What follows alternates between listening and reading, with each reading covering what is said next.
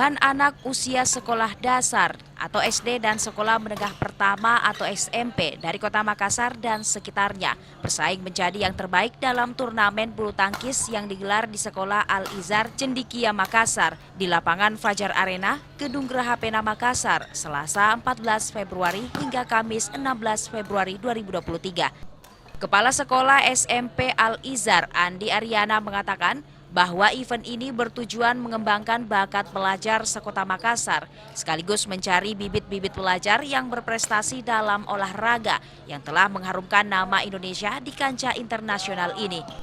Selain itu, event ini juga diharapkan bisa mempererat persaudaraan sesama pelajar, khususnya pecinta bulu tangkis sekota Makassar. Sebanyak 29 SMP dan 17 SD bersaing menjadi yang terbaik dalam turnamen ini.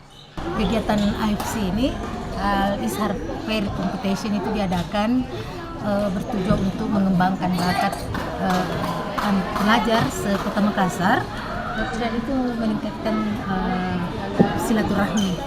Jadi supaya anak-anak itu saling kenal di semua pelajar sekota Makassar.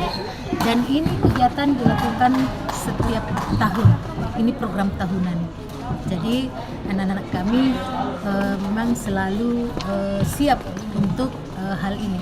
Untuk kali ini pesertanya ada, karena banyak lomba, khususnya futsal bulu tangkis itu ada 30 untuk tingkat SD, SMP ada 30 juga untuk tingkat SMP.